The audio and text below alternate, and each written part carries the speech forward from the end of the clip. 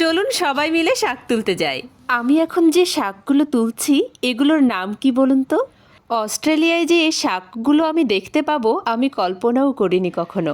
বাংলাদেশে আমাদের এলাকায় এটি খুব পরিচিত এবং সুস্বাদু একটি শাক।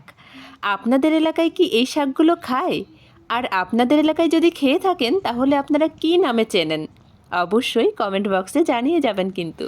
সেই সাথে আমার বাগানের মূলোর শাক তুলতে তুলতে আমি কোন গানটির সুর গুনগুন করছিলাম সেটাও জানাতে হবে, তাই মন দিয়ে শুনুন।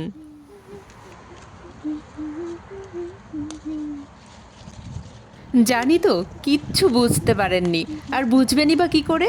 আমি গান গাইলেই তো বোঝা যায় না, তার উপর আবার সুর, তাও আবার গুনগুন। যাই হোক, কিচ্ছু বোঝার দরকার নেই, আমার শাক তোলা শেষ। এইবার আপনাদের দেখাবো এই শাকের সাথে আমি আরও একটি শাক যুক্ত করেছিলাম, আর সেটি হচ্ছে আমাদের বাংলাদেশের জনপ্রিয় ডাঁটার শাক।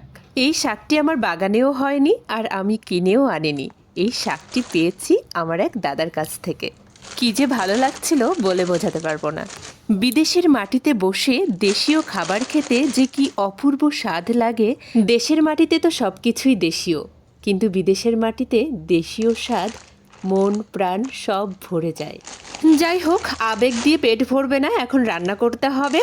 আমি আর কোনো বকবক করতে পারছি না। আজকের মতো এই পর্যন্তই। ভালো থাকুন, সুস্থ থাকুন, টাটা।